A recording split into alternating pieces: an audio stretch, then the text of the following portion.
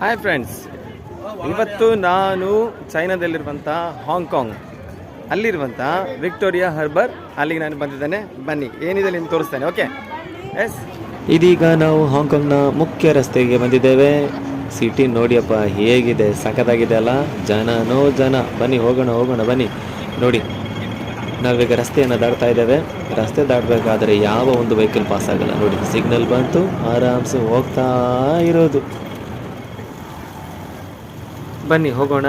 ಈಗ ನಮ್ಮ ಬಲಬದಿಯಲ್ಲಿ ಒಂದು ಮೊಟ್ಟೆ ಆಕಾರದ ಒಂದು ಕಟ್ಟಡ ಕಾಣ್ತಾ ಇದೆ.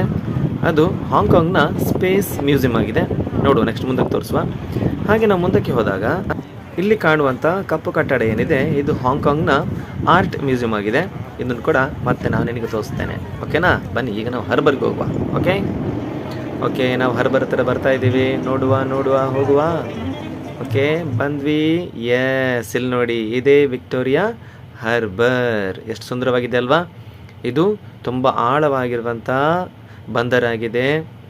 ಇಲ್ಲಿ ಜಲಮಾರ್ಗದ ಮೂಲಕ ಅಂತಾರಾಷ್ಟ್ರೀಯ ವ್ಯಾಪಾರ ವ್ಯವಹಾರಗಳನ್ನು ಈ ಬಂದರಿನ ಮೂಲಕನೇ ನಡೆಸಲಾಗ್ತದೆ. ನೋಡಿ ಎಷ್ಟು ಚೆನ್ನಾಗಿದೆ, ತುಂಬ ಖುಷಿ ಆಗ್ತದೆ. ನೋಡಿ, ಸರೌಂಡಿಂಗ್ ನೋಡಿ, ಸುತ್ತಮುತ್ತೆಲ್ಲ ನೋಡಿ, ತುಂಬ ಚೆನ್ನಾಗಿದೆ. ಈಗ ಇಲ್ಲಿನ ಸಮಯ 1 ಗಂಟೆ 32 ನಿಮಿಷ. ಈಗಿನ ತಾಪಮಾನ 17 ಡಿಗ್ರಿ ಸೆಂಟಿಗ್ರೇಡ್ ಆಗಿದೆ. ನಿಮ್ಮ ಮುಂದೆ ಬೋಟ್ ಕಾಣ್ತಿದೆ ಅಲ್ವಾ? ನೋಡಿ, ಫೆರಿಗಳು ಕಾಣ್ತಿದೆ, ಬೋಟ್ಗಳು ಕಾಣ್ತಿದೆ. ಇದರಲ್ಲಿ ಪ್ರವಾಸಿಗರನ್ನು ಒಂದು ಬದಿಯಿಂದ ಮತ್ತೊಂದು ಬದಿಗೆ ಕರೆದುಕೊಂಡು ಹೋಗ್ತಾರೆ. ಪ್ರವಾಸಿಗರನ್ನು ಕರೆದುಕೊಂಡು ಹೋಗೋದಕ್ಕಿರುವಂಥ ಈ ಫೆರಿಗಳು, ಬೋಟ್ಗಳು. ಅಣ್ಣ, ಸುಮ್ಮನೆ ಕರ್ಕೊಂಡು ಹೋಗಲ್ಲ. ಒಬ್ರಿಗೆ ಎಷ್ಟು ಗೊತ್ತುಂಟಾ? ಎಷ್ಟು ದುಡ್ಡು ಕೊಡಬೇಕು ಗೊತ್ತಿದೆಯಾ? $100 ಕೊಡಬೇಕು. ಹಾಗೇನೆ ಹಾರ್ಬರ್ನ ಪಕ್ಕದಲ್ಲಿ ನೋಡಿ, ಒಂದು ಸುಂದರವಾದ ಪಾರ್ಕನ್ನು ಕೂಡ ನಿರ್ಮಾಣ ಮಾಡಿದ್ದಾರೆ. ಪರವಾಗಿಲ್ಲ, ಸ್ವಲ್ಪ ಚೆನ್ನಾಗಿದೆ, ಕ್ಲೀನ್ ಆಗಿದೆ. ಇಲ್ಲಿನ ವಾತಾವರಣ ಅಂತೂ ತುಂಬ ಖುಷಿ ಆಗ್ತಾ ಇದೆ ನಿಂತ್ಕೊಳ್ಳೋಕ್ಕೆ. ನನಗಂತೂ ನನ್ನ ಊರು ಮಡಿಕೇರಿ ನೆನಪು ಬಂತು. 17 ಡಿಗ್ರಿ ಟೆಂಪ್ರೇಚರ್ ಇದೆ, ಒಳ್ಳೆ ಗಾಳಿ ಕೂಡ ಬರ್ತಿದೆ.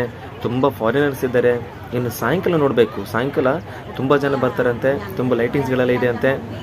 ಈಗ ನಾನು ನಿಂತಿರುವಂಥ ಜಾಗ ಏನಿದೆ, ಅದು ಹಾಂಗ್ಕಾಂಗ್ನ ಮುಖ್ಯ ಸಿಟಿಯಲ್ಲಿ ಬರುತ್ತೆ. ಈ ಜಲಮಾರ್ಗದ ಮುಂದೆ ಇರುವಂಥ ನೀವು ಸಿಟಿ ಬಿಲ್ಡಿಂಗ್ಗಳನ್ನೆಲ್ಲ ನೋಡ್ತಿದ್ದೀರಾ, ಆ ಸ್ಥಳವನ್ನು ನಾವು ಕೌಲೂನ್ ಪೆನಿನ್ಸುಲಾ ಎಂಬುದಾಗಿ ಕರೀತೀವಿ. ನೋಡಿ, ಆಲದ ಮರದ ತಮ್ಮ ಇಲ್ಲಿದ್ದಾನೆ. ಚೈನಾದಲ್ಲಿ ನಮ್ಮ ಆಲದ ಮರದ ತಮ್ಮ. ನಿಜವಾಗಿಯೂ ವಿಕ್ಟೋರಿಯಾ ಬಂದರ್ ಏನಿದೆ, ತುಂಬಾ ಸುಂದರವಾಗಿತ್ತು, ಸ್ವಚ್ಛವಾಗಿತ್ತು.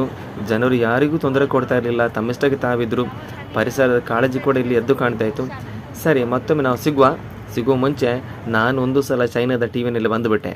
ನೋಡಿ ನನ್ನ ಡ್ಯಾನ್ಸ್. ಓಕೆ, ಬಾಯ್, ಸಿಗುವ. Thank you, bye.